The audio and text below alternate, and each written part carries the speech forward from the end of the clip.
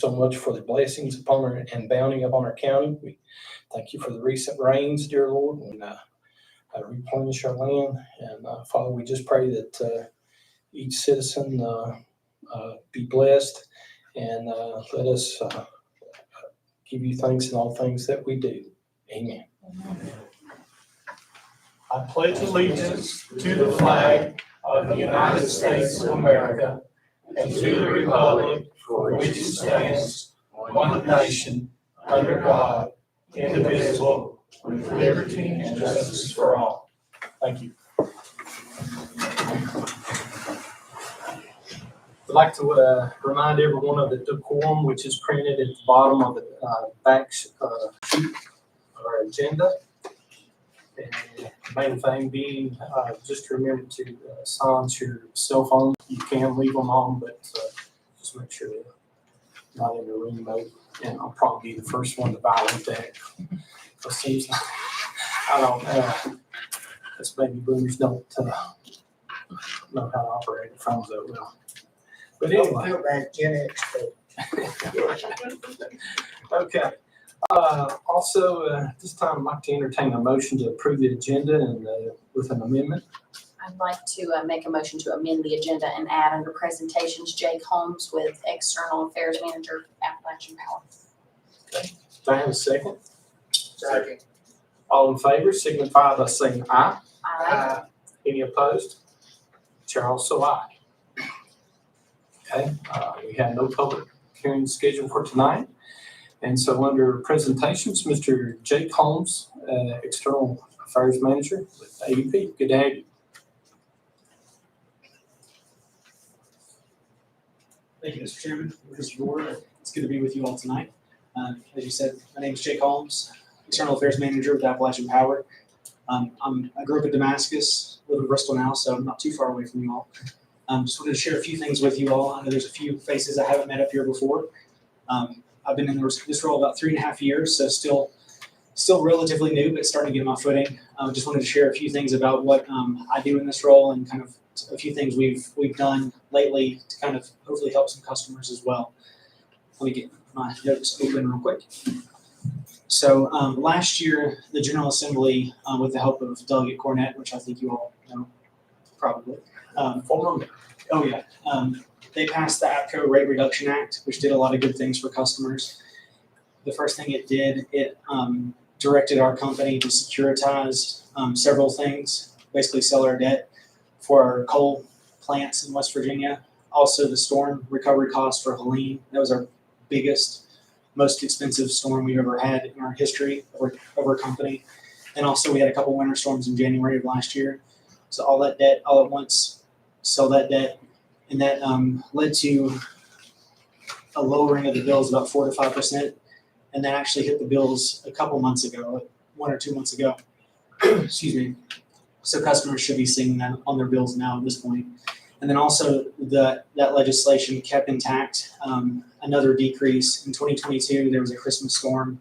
I don't know if you remember, right around Christmas, the temperatures dropped significantly, right around zero, at least where I was in Bristol. It's probably a little lower here. For several days, fuel costs jumped up about 400%. Fuel costs at APCO are direct pass-through to customers. Whatever we pay, the customer pays. They get direct pass-through. And so those costs were huge. And so we asked the state to let us spread those out over multiple years so it wouldn't be a direct impact to customers. Those costs rolled off in November of 2025. So those came off almost a year ago, but those costs were protected to come off in that legislation as well. And that was another 4 to 5% that took off last year. So those two things should have helped customers a little bit, hopefully more than a little bit for most folks. So just wanted to highlight those. That was the work of your legislator in the Southwest delegation especially. So that was some great work. That legislation also had a couple other things. Before then, the state code directed that whenever there was a rate change or rate increase, this took effect January 1, the worst time of the year to do that. So that legislation directed that we change that outside the winter months. And so the state code tells us we can't do that anymore, which is perfect. That's great. It should never have been then, but now that's changed. Then also it directed us to file for a winter rate so that most folks have the highest bill of the year in the winter. So winter rates are gonna be lower, less cost per kilowatt hour. And then the spring and fall, those rates will be a little higher when they use less, so kind of balance out. So just a couple things that bill do to help folks. And then on top of that, I just wanted to share a couple other things that we do to try to help customers. We have several customer assistance programs that we offer. I've got flyers here that I want to leave with you all in case you hear from folks. I'll leave my cards too, so you can direct them to me so I can connect them directly. But we have the average monthly payment plan. If you all are not on that, I would recommend you do it. That helps you budget better. It takes a rolling average of the last 12 months of your bill, so you know what you're paying each and every month. It fluctuates a few dollars depending on if you had a really bad month, 1 month, something got out of whack, something like that. But it helps you budget. It helps folks on fixed incomes especially budget better. And then also, if folks are getting to a point where they think they might have a difficult time paying their bill, we can set up payment plans, payment arrangements. Our customer service team can find some flexible ways to deal with things, try to help folks that are having some difficulties. And then for folks who are behind, who are on limited incomes or are really struggling, there's a new state program called PIP, Percentage of Income Payment Program, that is really helpful, that it gets through the Department of Social Services. They can apply for that where they look at their finances and say, you can only pay this much. It may not be their full amount, whatever it is. But then for about a year, I believe, they'll pay that set amount and then their debt is washed away. So that really helps somebody get caught back up, even if they're not paying the full amount, just to get them on level footing again and get them kind of their head back above water. So that really helps folks. And then there's another program which we have 2 days left of the window, so it's not much good now, but LIHEAP, Low Income Home Energy Assistance Program, federal funding through the state, through DSS, but we administer it as well. Folks can, in the summer and then in the winter, there's a window as well where they can apply for or federal assistance through the state to get help with their heating and cooling costs. So that's a great program as well. Federal funds, like I said, so it's not coming from other customers, not coming from the state, so it's a great resource. So kind of breeze through that. I got some flyers on that. And then we also have some energy efficiency programs to help folks. I'll get fired one day for saying this, but the cheapest energy you have is the energy you don't use. So helping folks not use energy is the best way. So we have a plan or a program where you can have somebody come to your house, do an energy audit, and they can check your house, give you pointers on what you can do to save energy from escaping. And then they can also do up to $600 of free work, no cost to you whatsoever, and do that on the spot or at a later date too. So a great program, highly recommend it. Got flyers on that as well. So rush through that, but if there's any questions, happy to try to answer them. I may not be the expert, but I can always take them back to our team and get answers for you. So. Mr. Chair. Yes. Does the average monthly payment plan, did you say that is fixed? It's based on the last 12 months of what you used. Mhm. So it's not fixed, but it'll fluctuate a little bit depending on how much you used. So say your bill this month will be based back to the last 12 months, so back to last August, and then next month will be based back to September of 2025. So, yeah, so it typically doesn't fluctuate a lot unless you just had a really bad month for some reason, and it might go up a few dollars or something, roughly. Thank you.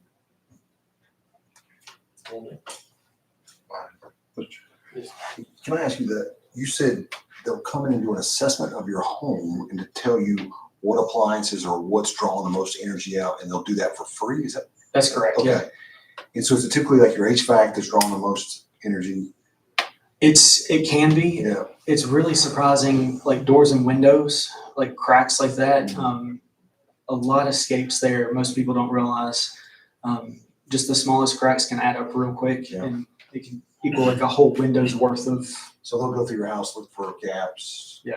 Efficiencies from appliances and things like that. Exactly. And I didn't mention this, there are a lot of rebates as well. So before you buy an appliance, please go to our website to see if there's a rebate option. You have to do it on the front end. Once you buy it, that is no longer an option, unfortunately. But check before you buy an appliance if you're buying a new appliance. And there are definitely a lot of rebate options that can save you hundreds of dollars. Is there maybe a one slide that we can have with the links and we can post that on? Yes, the website for that is TakeChargeVA. I think that's .org, but let me, takechargeva.com. And I've got a flyer on that, but I can email you some of these too. If it's on there, that's fine. Yeah. Hold it off there, put it on county websites. Yeah. A lot of good resources, and we have folks that just work on those programs that can answer really in-depth questions. I have a question. Yes, sir. On that program like Steve was talking about where they do the assessment and they find problems, is there any plans to help finance like new windows, need new windows or doors? Does AEP offer a plan to help finance that? There are some rebates. There's Okay. not necessarily financing, but there are some rebates. And like I mentioned, they will do up to $600 worth of work. So some of that might fit into there, but I don't know specifics on that piece. So Well, I know a lot of the houses in the county are older and the windows are a big energy moving back and forth. So and you can't, one window's gonna cost you more than $600 usually. Yeah. We've got to replace some windows. That's the reason I was asking.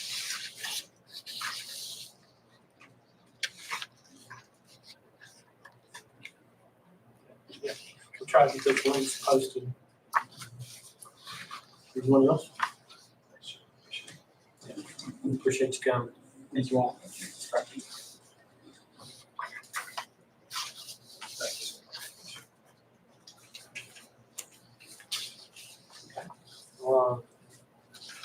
It looks like we have any registered speakers, which brings us now to the public comment period. Check and see.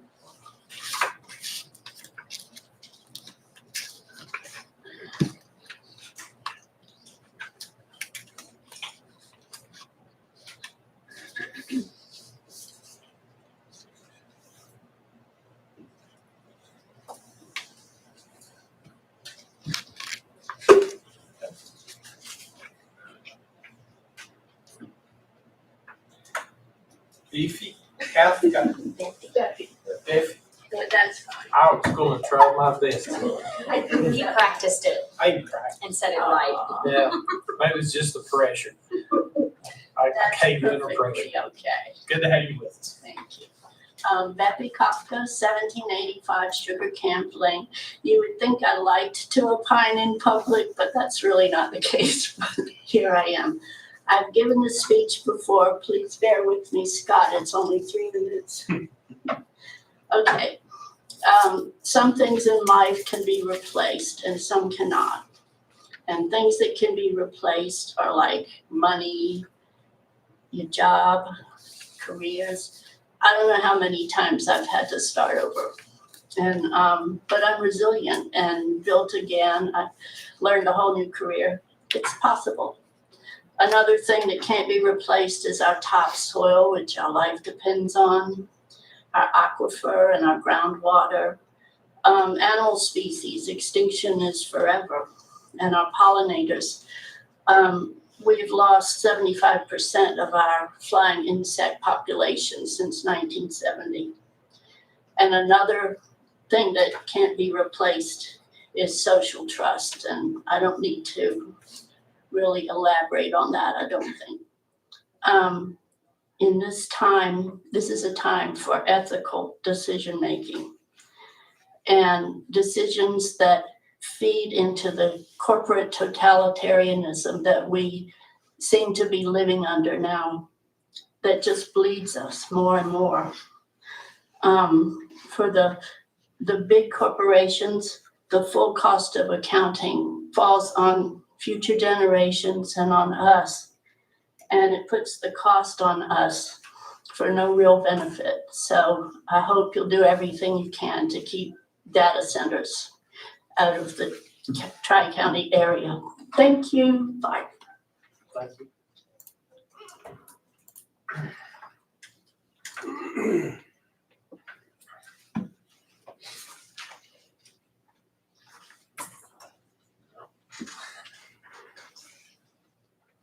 I guess it's me.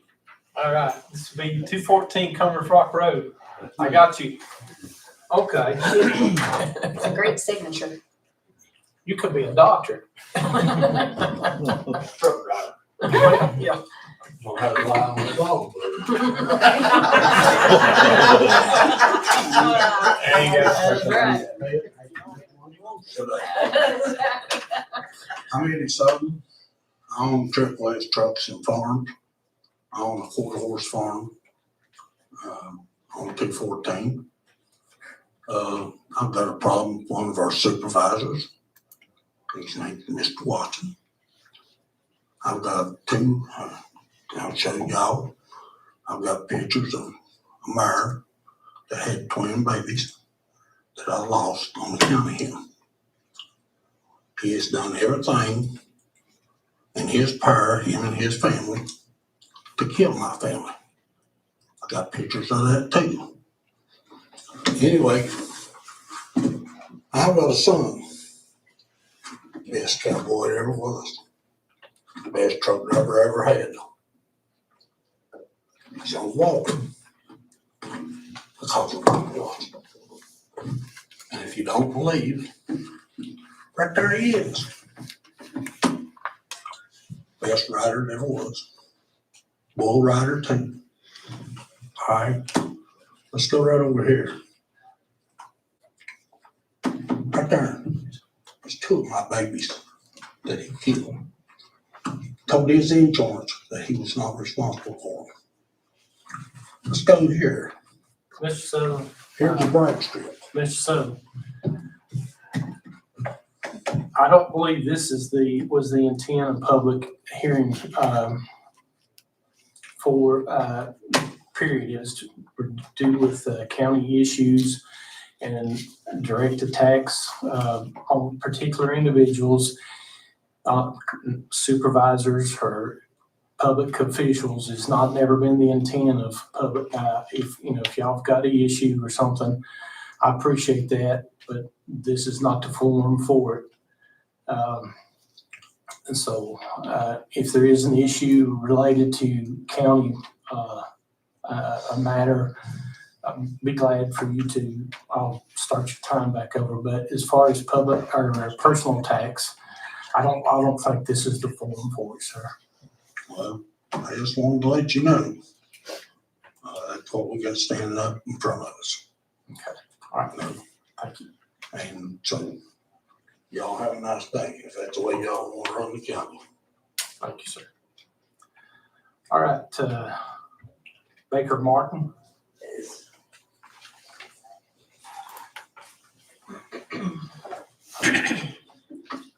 Thank you all for letting me speak. I'm Baker Martin. I'm the fire chief at Troutdale Fire Department. And first of all, I want you to know that we couldn't operate without you all. I mean, you all were just wonderful to us. I just have a couple little concerns, and I hope maybe we'll get them fixed. Our radio communications. And, I appreciate we've all got new radios, but if you don't have any service, they're not much good. We have a lot of our territory that we have no communications with our radios. And I know you all are working on it and you've done a lot with it. And I'm just wondering if we're going to get anything to help us up there. Like out Flat Ridge or up on Pine Mountain.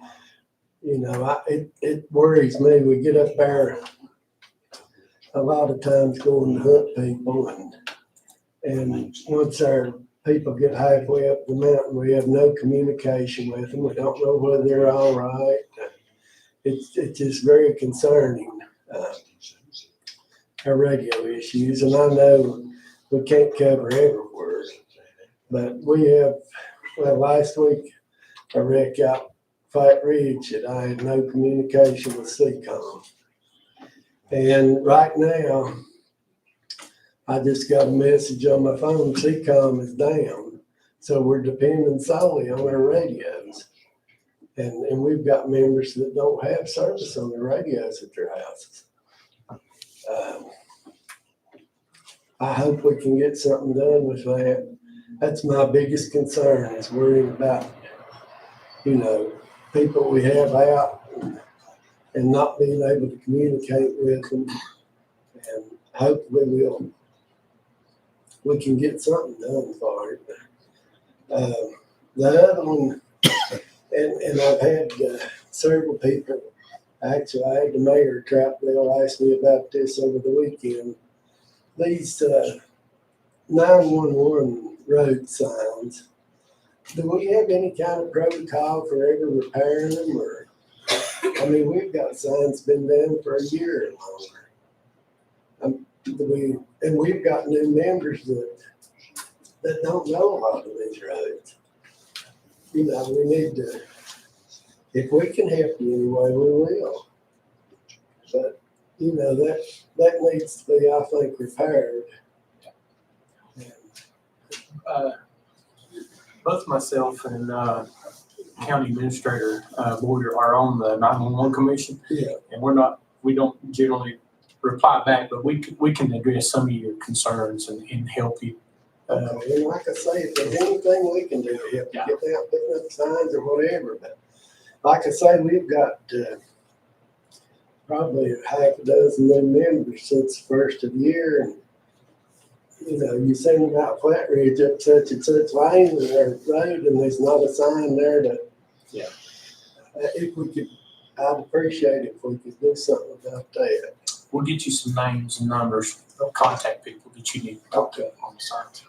All righty, and that's the only things I needed to talk about. And like I say, I appreciate everything you all do for us. It'd be hard for us to survive without you.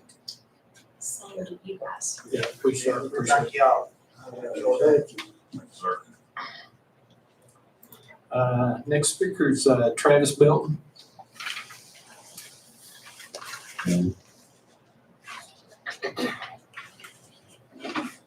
Good evening.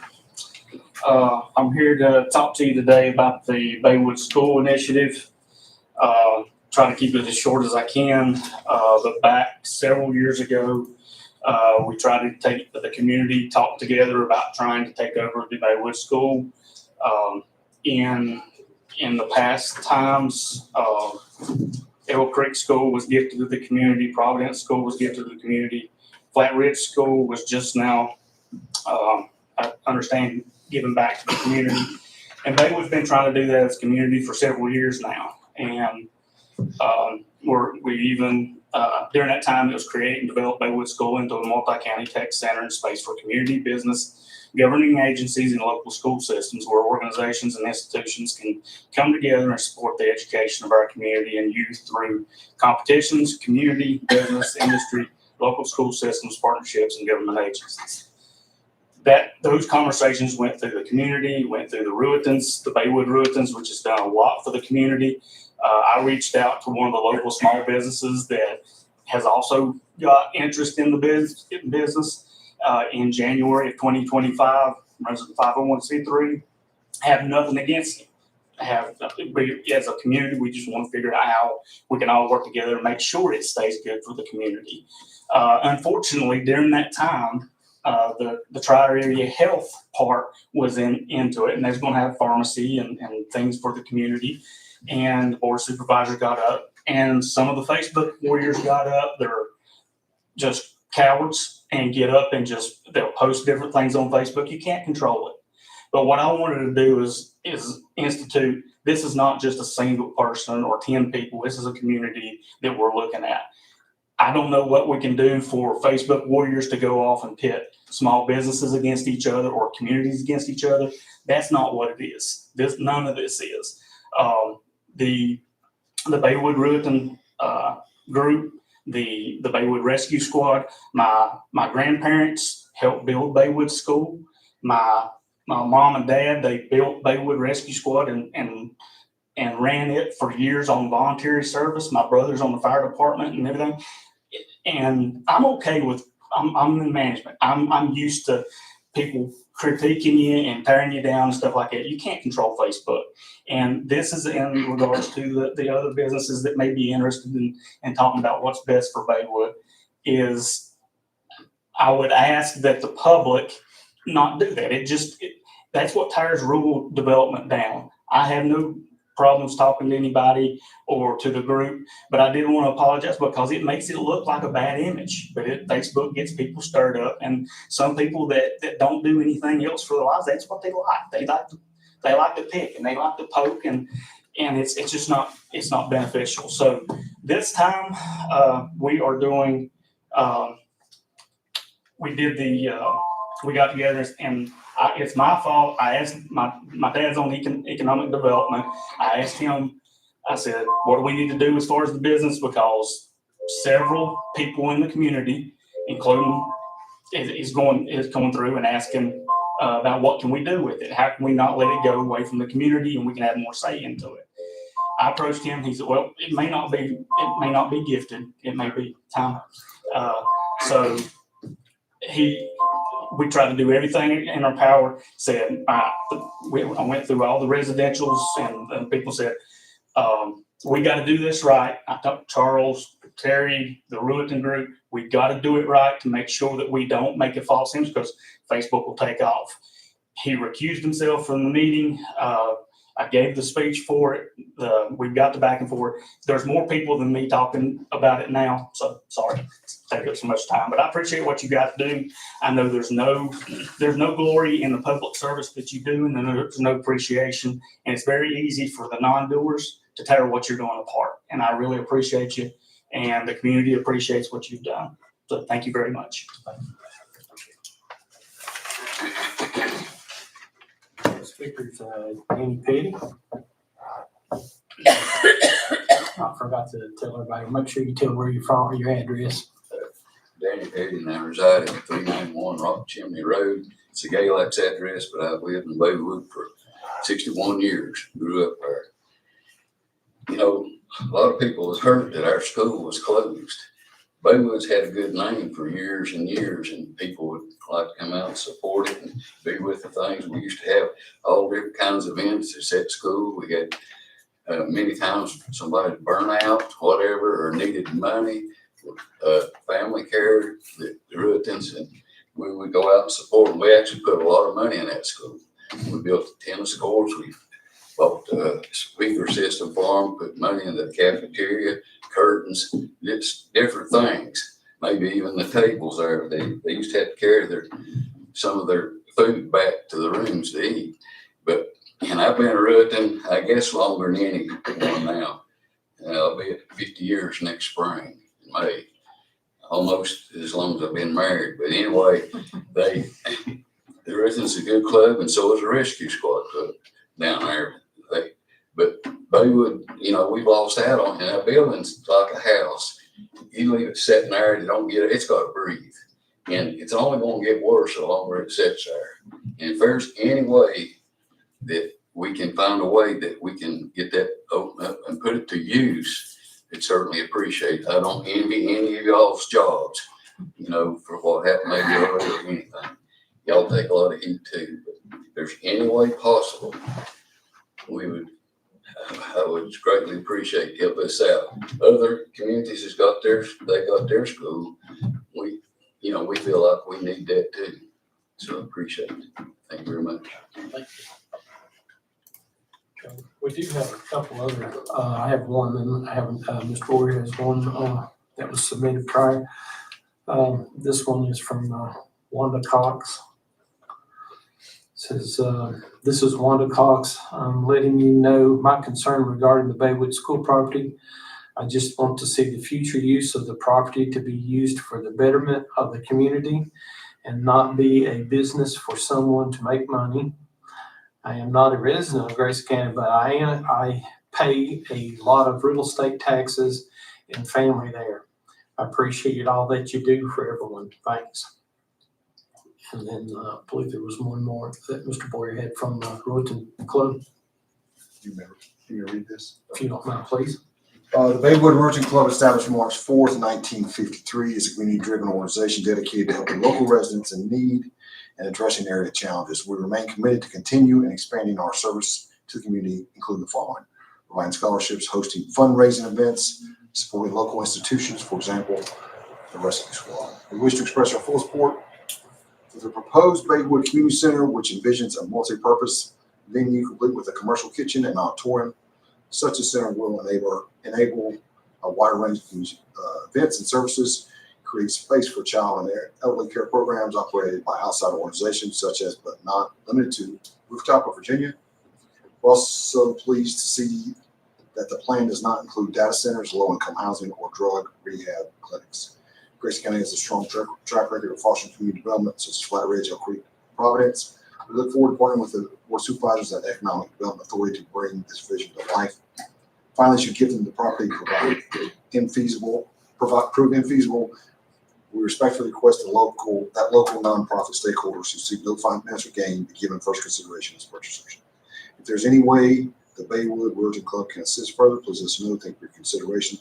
Sincerely, Mr. Dan Boyer, President of Baywood. I believe that's all. We can receive any other correspondence too. Okay. Thank you. Mike, is there any way I can say one more thing? Sorry, it's public opinion. This, nothing that I'm aware of, and especially anything that the community's involved in, no AI data centers, no drug rehab, and no low income housing. So putting that out there, and so if somebody has any questions, sorry. All right, now we'll move on to old business. None, so then on to new business, board reports. I have spoken to someone for the EDA. He is, I guess, still pondering, so we'll pass on that one. I have, in regards to the Grayson County Senior Advocacy Committee, spoken with Nancy Liebert. She is willing to serve another term, and it appears that Mr. Boyer is also willing to serve another term. And if there's no further discussion, entertain a motion to accept those. Second. Okay, all in favor, signify by saying aye. Aye. Any opposed? Chair also aye.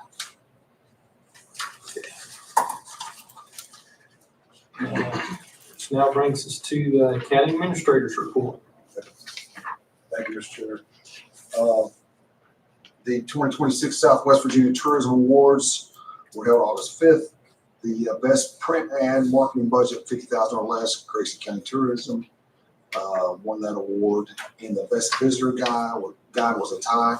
Marketing budget, $50,000 or less, was Giles County and Grayson County Tourism. So good job to Tracy and her team on that. Let's see, White Top Tower should be pouring concrete this week. I think they had some problems with the initial concrete pour. And but once it sits and cures, then the tower will be going up on White Top. I've told you Quillen's Ridge is already up. They're doing some a little bit extra work on that, but that'll be our second tower that's in place in the next month, is what I would say. We had a meeting with our health insurance provider, Nikki and Julie and I, and we are way ahead of our spending from last year, which is not great. It is unfortunate. So the county is certainly looking at all possible options to reduce the cost to the county and to the employees. We hired Chelsea Hodge as our grant writer. I spoke to you about that for the next 2 years. She will start in November, and as a reminder, her position is funded utilizing the Wellspring grant we received. So she starts in November. We'll have her for 2 years. The joint meeting between the Board of Supervisors and the Planning Commission is next Tuesday, 8/18, 6 p.m. at the Firehouse. Everyone is welcome. There will not be public comment, but there will be discussions between Board of Supervisors and the Planning Commission on the framework for zoning for any potential data centers in Grayson County. The EDA has asked us to work with New River Conservancy on the roundhouse. We are waiting on the Conservancy to provide us with an appraisal on the property. You have to do what's called a yellow book appraisal. Once we get that appraisal in, the EDA will have a decision whether to accept that appraisal, and they can potentially sell that to the Conservancy. What they do at that point is they apply for grants and they can raise the building or clean up the property, and then they would resell it with an easement on it. So that's what we're looking at. So but we don't know anything until we get the appraisal back. Met with several community leaders in Mount Rogers last week. They asked for additional help with trash pickup. The community center seems to be just overflowing all the time, and so what we are trying to do is purchase 2 8-yard bins and put them at the old school parking lot. We're getting bin prices right now. They're about $1,700 a piece. And then we'll also put some signage, hoping folks don't abuse those bins. If we put them there, we would unload them on our normal day, which is Tuesday. And so that we wouldn't have any additional costs from running a route up and forth, back and forth to White Top.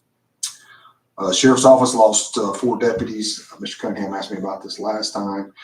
They have hired 2 replacements, and Gary told me they're close to filling their remaining 2 slots. And he said he's a real good candidate pool as well. Met with Michael Bender. He is the new park manager at Grayson County Highlands Park. We talked about rescues, communications, and we have a follow-up meeting once he gets in place. Prior Richmond police officer has a really interesting background, but we talked about a lot of the challenges with the volunteers there and when we get called and what that looks like for them. So we're going to have a follow-on meeting with the new park manager. We've got an RFP going out. What's that? Yeah, but do you know when it goes out? It will be out in the paper next Wednesday, and it is on our website Okay. and Facebook now. Okay, so an RFP, all that. It's going out to replace the roof on the health department. We own that building. We got the roofs leaking in a bunch of different ways because of the helicopter landings over there. So replacing the roof on that. Spent several hours with Sands Anderson Law Firm this week, and the topic was practical law for civil leaders, data center boom and costs. And I have a copy of that. If the board, anybody on the board wants to review it, look at it. We talked about having further education on this. So I decided to attend that just to try to get my brain wrapped around all energy costs to water usage to whatever the issues are, but happy to provide that to the board. I do have, since very good topics come up, I have both the presentations I'm going to give to the board. So I don't think you've all seen both presentations because you're not on it, but it's good information about what the EDA was presented from Avila Residential Services and the Baywood Healthy Communities. And so I'll provide you both with a copy of these to take home, and so you can review them yourself and go from there. I had a call with T-Mobile last week, and Mitchell Cornett called me right before this. He said he had a call with him this week. We certainly are still having significant issues with cell phone service. They were unaware of the tower, the Verizon tower that went in. So Mitchell advised them where it was, and they're trying to work with Verizon now to try to put additional equipment on that tower, which should help Fox Creek area and some of the other areas around there. They tend to think most of these issues will be resolved once all 3 towers go up, and they're doing. And updates on the other towers too, right? What's that? Updates on the other towers in the county, the one at North Ridge, Yeah. Flat Ridge, and how many's down Norway, right? 2. 2. So they said, I'll ask some more questions, but I just wanted to clear that up. Yeah. And so what they relate to us is they feel like early next year, most of these issues will be resolved. It will take some time because of the 3rd tower, but they're also working that with County on the tower. It's on Iron Mountain to try to fix some of these issues, but they move at the speed of molasses. So there you go. That's all I got, Mr. Chair. One thing I might add, I hadn't had the opportunity to speak with you. I'm planning on attending the regional VACO meeting that's scheduled in Montgomery County. Yes. So any of y'all have issues that you'd like taken or during the regional VACO meeting, send them to me, email them, or text me, write me, whatever. If you'll get those to me. I'll make sure to get our voice. Going back to the white top garbage problem, how much of that going in them dumpsters are Grayson residents and how much of it is coming from out of county or out of state, or do we have any way of telling? Well, we don't know. I've certainly heard that concern quite a bit at the White Top Community Center, that it's a lot of people coming from North Carolina dropping stuff off. There's no way to know unless we put cameras up. Well, yeah, I was just, people taking advantage of it. Sure, I think that's gonna be the biggest challenge is if people decide to dump, large items there all the time, then we may not be able to do this, but I wanna try something. Right, I understand. Because every time I drive, it drives me crazy to see the trash on the side of the road. So, if we get into a regular routine of picking this up every week, although, that comes with a cost, right? We have to buy 2 bins. I think it's worth a try to alleviate some of the problem at the community center. The cell tower updates, when completed, that will also help our 911 position or communications that Mr. Martin was talking about. 100%. I keep trying to tell people that, and it goes in one ear and out the other. 100%. That's the main goal. The whole goal, Whole goal was We started this. 911, right? cell service is obviously really important, but the whole goal is 911. For EMS, fire, our sheriff's office, the whole goal is 911 communications. Microwaves have been, all the equipment has been installed on the existing tires. And the tires up here, once they have that equipment located, it should create some more pathways. I think there's like 9 different pathways. I'm no way knowing half what I'm talking about. This is just what's been explained to me by the radio tech. And, yeah, it should complete the network. Should improve. Where is the Verizon tower that you were speaking of? It's Is it in Grayson County or is it in Ashe County? it's in Grayson County. It's in Grayson County. It's in Grayson County. Oh, I did not know that. I didn't know about that either. Where exactly? Flat Ridge? Flat Ridge. Okay. T-Mobile didn't know either. Well, if we can get them linked up, we can get coverage in the western end. But right now, the Troutdale, for instance, is dead. So, one more question I had about the health department roof.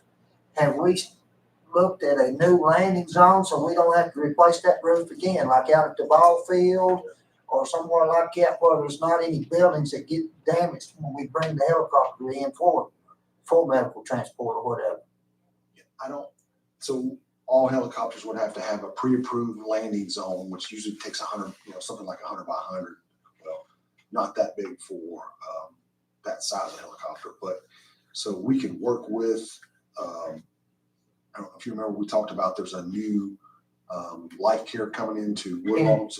Right, in the game, or into the Clinton County. That's Yeah, right. yeah. So I could certainly go over there and talk about where the issues that this has created for us and see if there's other options for them to land. I guess. Right It's been- there, you've got the health department, and then you got the volunteer or the rescue squad, and you've got the church, and you've got several private residences. That just to me is not a very safe, or I'd say wouldn't be the optional word there, but a very good place to land a helicopter down in amongst all them buildings with the damage that we're getting from just on the health department.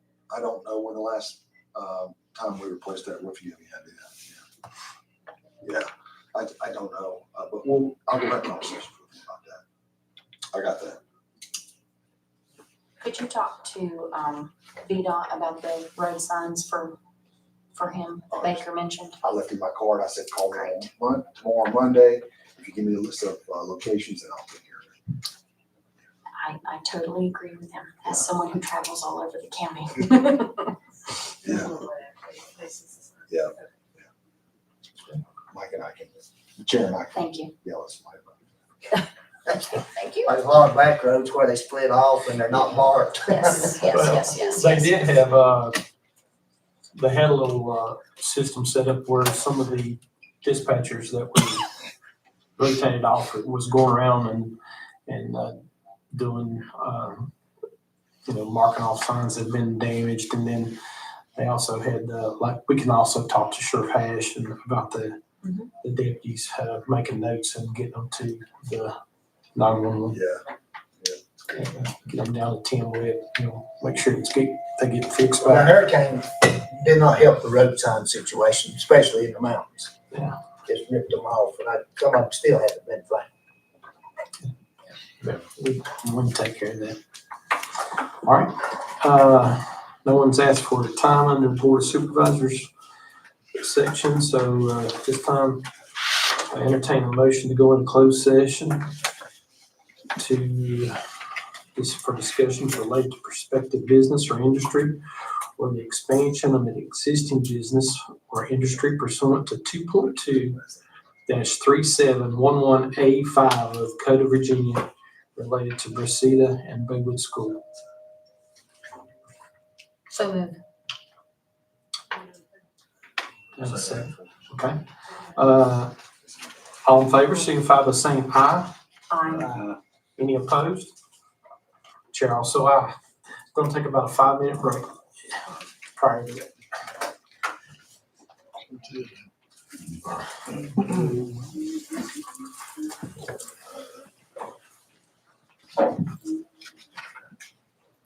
Nobody says it's